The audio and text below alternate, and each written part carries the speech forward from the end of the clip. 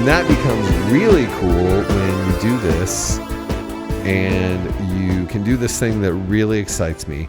You can use oscillator 3 as a pulse width modulation for oscillator 2. So let's put oscillator 2 on. We have it on a square wave.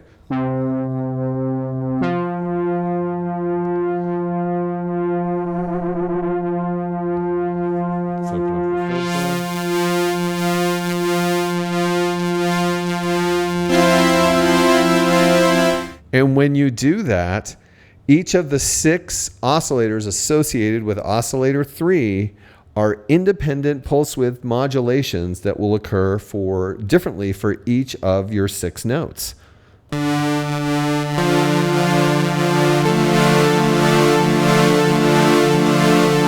can hear them changing over time. So your pulse width modulation that's happening to oscillator 2 right now is really, really incredibly rich. Each of the 6 voices has its own pulse width modulator.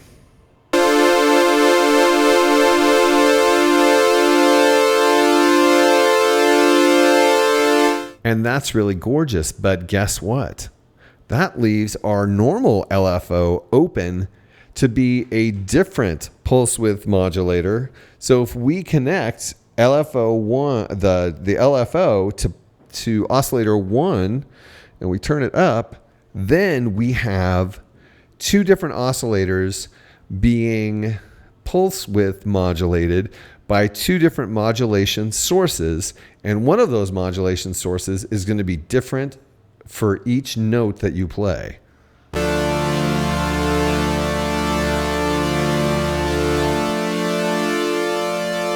Okay, oscillator 2 is being pulse width modulated by the voice modulation function, so we can hear that each of the voices, the 3 voices that are playing, have their own sort of cycle to them. Then we bring in oscillator 1, which all of oscillator 1's 6 voices are modulated by one source, which is the single LFO.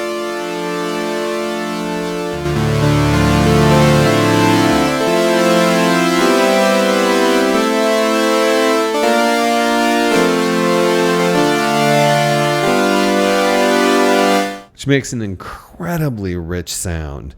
So being able to use, and let's do something different here. Let's listen to what the pulse width modulation sounds like when we have all the waveforms on.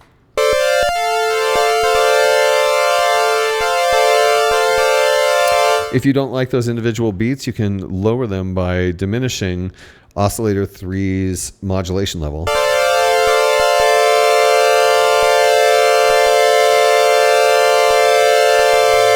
And you get a variable modulation source that isn't a periodic wave.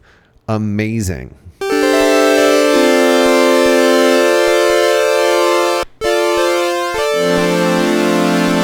And of course, adjusting the pulse width will result in different outcomes.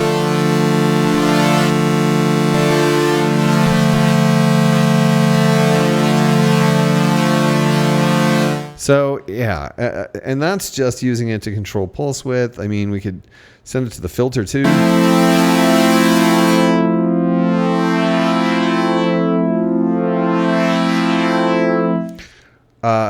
And the options are just so ridiculously extensive that it's frustrating to demonstrate polymod or voice modulation, because I can't show you all of the things that it can do without making, hours worth of videos demonstrating each of these interesting outcomes. It's just amazing is what it comes down to. And that's only half of the voice modulation functionality. The other half is allowing the filter contour to be used as a modulation source to control something other than the filter. With that off, the filter envelope, or contour, as we're using in this terminology, is dedicated to the filter. That's all it affects. So when you turn up the contour amount, you're just getting a filter control. However, we can use the filter to control other functionality by turning this knob up. The minute we start turning this knob up, it's going to affect whatever we're directing it to.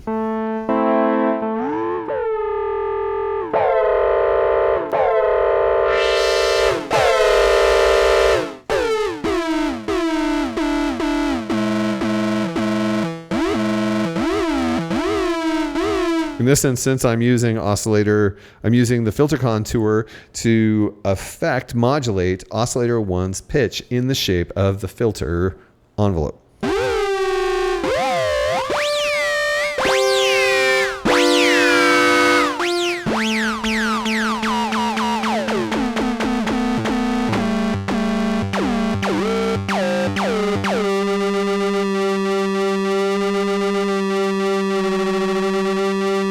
When you're doing this, you can use sustain to identify what pitch you want it to end up on, because sustain is just a voltage level.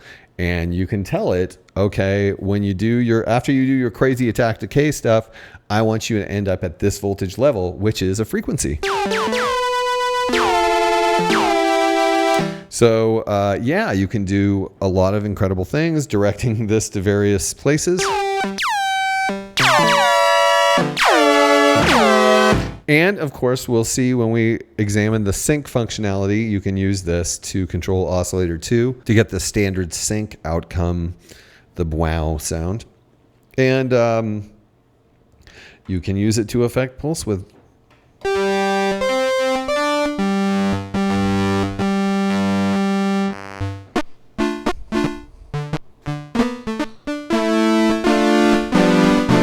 You might have to adjust the amount so that you don't get into a duty cycle of 0 or 100.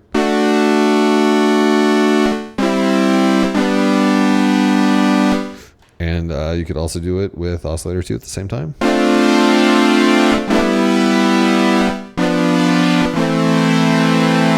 And if you wanted to, you could throw in oscillator 3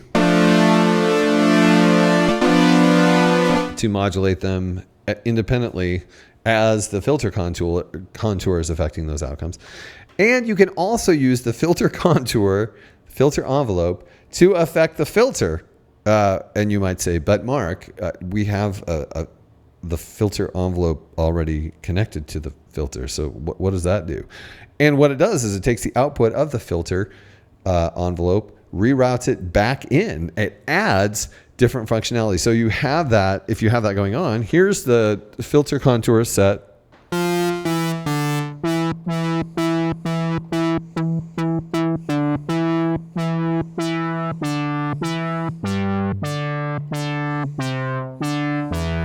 Okay, so then if we start directing the filter contour back through the voice modulation back to the filter, we can actually intensify it. And so you can actually, just by messing around with the two different contour amounts, come up with different outcomes than you could just with a single contour amount. Not a super functionality thing, but certainly very helpful.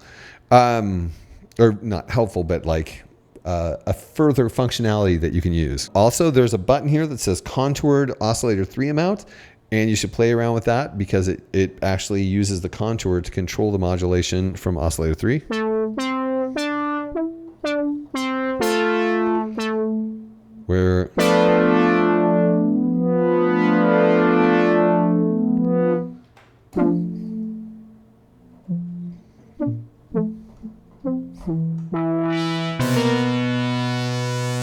Where you're actually using the filter contour to affect the amount that oscillator 3 is having on what it's modulating.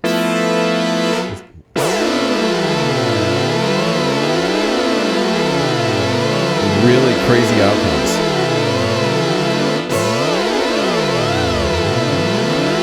And of course they're independent because oscillator 3 is 6 different oscillators, one for each voice. So you get really weird stuff going on. That's a lot of fun. Also, you can invert the filter contour if you're not happy with its normal shape.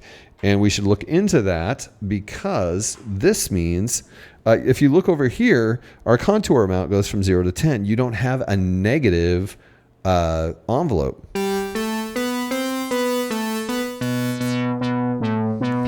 But if you go over here into voice modulation and use this filter contour, you have the ability to invert the envelope, thereby getting a negative envelope. A lot of times you'll get this outcome where you have to find how it's going to affect the filter.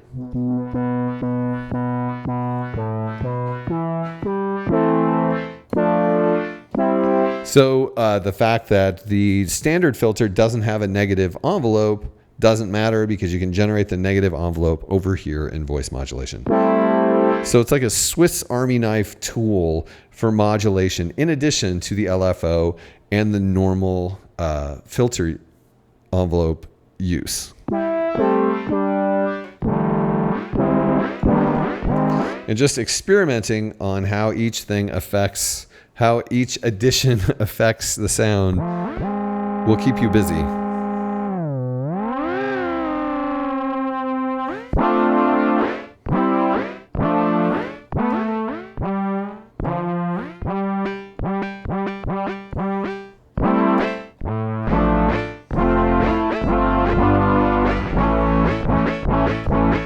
It's really fun, and there's just so much. It's crazy. This little functionality, this little box has such a massive outcome. You'd think it should take up much more of this interface space because it is so powerful.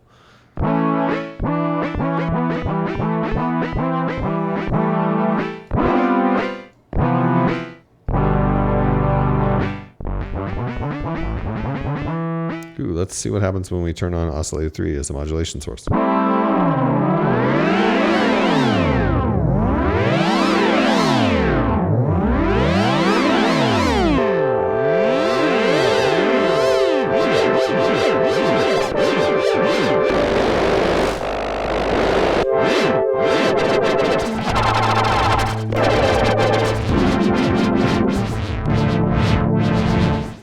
Yeah, I could go on for even more time than I have.